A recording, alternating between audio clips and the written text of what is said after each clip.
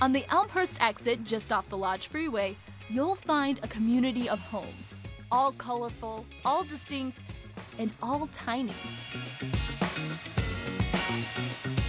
So for us, it's a home that's between 250 and 400 square feet. Each home is different, and every home is on its own lot.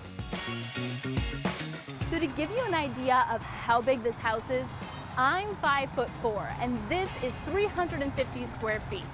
And despite how tiny it may look on the outside, it's actually very spacious on the inside.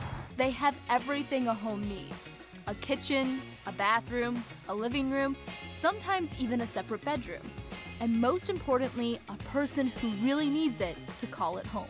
We were looking for a way to help homeless people and other low-income people not only attain affordable housing, but to gain an asset. And so we started looking at tiny homes as being that vehicle to help them, raise out of poverty. Cass Community Social Services built and furnished these homes with help from other local charities. We purchased 26 lots. 25 of them were vacant. One had a dilapidated duplex we had to take down. So they're all within 3 blocks of each other, and as I say, tagged on to the rest of the campus, so that it'll be a community that's part of our Cass community, but also the larger community. They charge a rent fee in the same amount per month as the square footage of the home. So this 350 square foot home has a rent of $350 each month. The hope is that the residents will eventually own their own homes. We say rent then own because they're not paying for the house. They're paying for the bills, and we're making sure during the time that they rent, 7 years, that they get some financial coaching, that they are part of a home ownership class, and that they volunteer 8 hours a month to the community. So if they do that, after 7 years, they receive the home.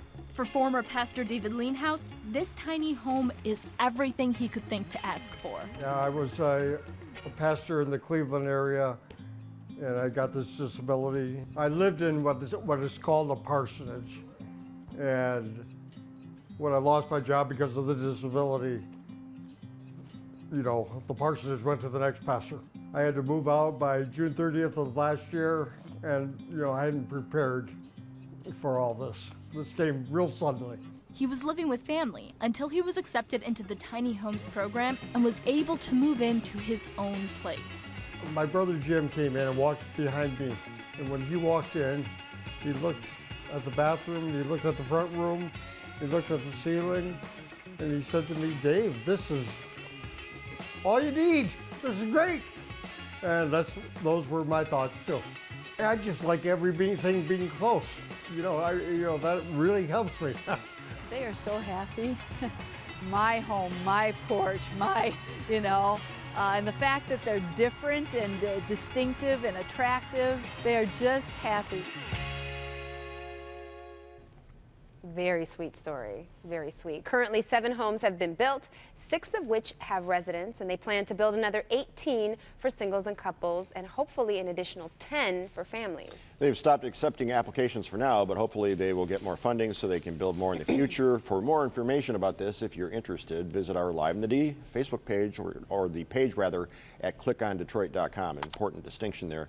On Click On, we have a dedicated Live in the D page that's different than the We're so Facebook fancy. page. We're so fancy, we have pages all over the place.